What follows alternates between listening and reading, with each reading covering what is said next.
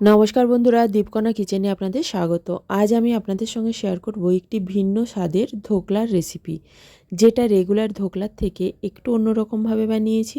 খেতে দুর্দান্ত হয় এবং ভীষণ হেলদি।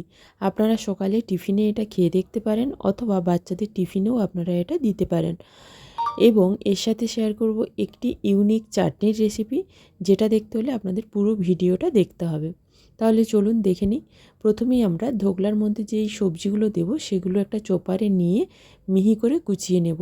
তার জন্য আমি এখানে নিয়েছি ক্যাপসিকাম, গাজর, টমেটো, পেঁয়াজ ও কাঁচা লঙ্কা। বাচ্চারা খেলে আপনারা কাঁচা লঙ্কাটা অ্যাভয়েড করবেন। এবার লাগবে কারি পাতা ও কালো সর্ষে। আর লাগবে মেন উপকরণ বেসন। আমি এখানে ছোলার ডালের বেসন নিয়েছি, আপনারা যে কোনো ডালের বেসন নিতে পারেন। বেসনের মধ্যে লবণ, চিনি ও হলুদ পরিমাণ মতো দিয়ে 1 ইঞ্চ আদা এইভাবে গ্রেট করে দিয়ে দেব। তারপর বেসনের সঙ্গে সব উপকরণগুলো ভালো করে মিশিয়ে নিয়ে সামান্য পরিমাণে জল অ্যাড করে করে আমরা এটার একটা মিহি পেস্ট বানিয়ে নেব। একেবারে পাতলাও না, আবার খুব ঘনও না। তারপর তার মধ্যে আগে থেকে কেটে রাখা যে সবজিগুলো ছিল সেগুলো দিয়ে ভালো করে মিশিয়ে নেব। এরপর কারি পাতা ও কালো সর্ষে সাদা তেলের মধ্যে একটু গরম করে নিয়ে সেটাও এর বেটারের মধ্যে আমরা দিয়ে দেব। দিয়ে ভালো করে সব উপকরণগুলো একসঙ্গে মিশিয়ে নেব। মিশিয়ে নেওয়া হয়ে গেলে আমাদের মেন উপকরণ যেটা দিতে হবে সেটা হলো ইনো, যেটা যে কোনো ভুসিমাল দোকানে হোক বা ঔষধ দোকানে আপনারা পেয়ে যাবেন। ইনোটা এখানে দিয়ে দেওয়ার পর আবারও ভালো করে বেটারের সঙ্গে এটা মিশিয়ে নেব। এরপর আমরা সামান্য পরিমাণে বেকিং সোডা ও বেকিং পাউডার দিয়ে দেব। হাতের কাছে থাকলে দেবেন, না দিলেও অসুবিধা নেই। এরপর আমরা এটা বেক করব বা স্টিম করব। তার জন্য এরকম চওড়া একটা পাত্র নিয়ে তাতে তেল ব্রাশ করে ব্যাটারটা ঢেলে দেব। ব্যাটারটা ঢেলে দেওয়ার পর গ্যাসের মধ্যে একটা কড়াই বসিয়ে তাতে এই জল দেব এবং একটা স্ট্যান্ড বসিয়ে তার মধ্যে এই ব্যাটারের যে ট্রেটা সেটা দিয়ে ঢাকা দিয়ে 20 মিনিট স্টিম হতে দেব। এরপর চাটনির জন্য আমরা রাঁধুনি ফোড়ন দেব এবং পেঁয়াজ, আদা, রসুন ও কাঁচা লঙ্কা লালচে করে ভেজে তুলে রাখবো।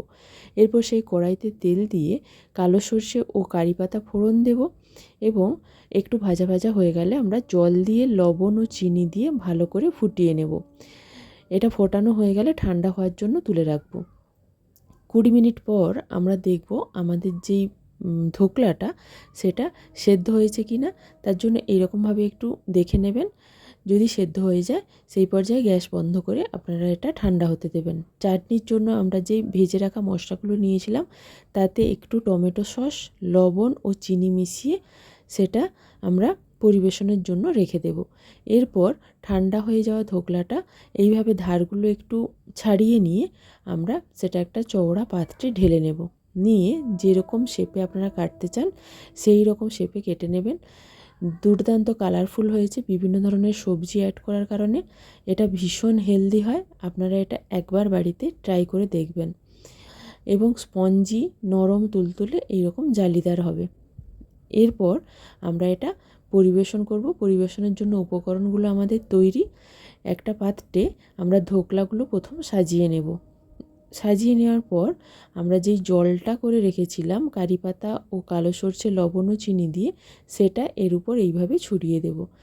একটু বেশি জল, যদি জুসি খেতে চান বেশি পরিমাণে জল দেবেন, না হলে হালকা জল দিলেই হবে। এরপর চাটনিটা দিয়ে দেব। আর সামান্য পরিমাণে আমি এখানে পেঁয়াজ দিয়েছি। আপনারা যদি নিরামিষ খান তাহলে পেঁয়াজ, আদা, রসুনটা বাদ দেবেন, টেস্টের কোনো পরিবর্তন হবে না। এই পর্যায়ে এটা পরিবেশন করবেন।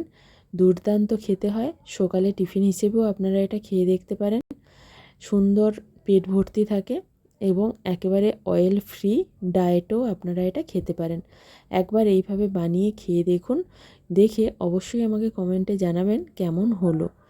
একদম জালিদার, স্পঞ্জি, নরম তুলতুলে দুর্দান্ত স্বাদের ধোকলা।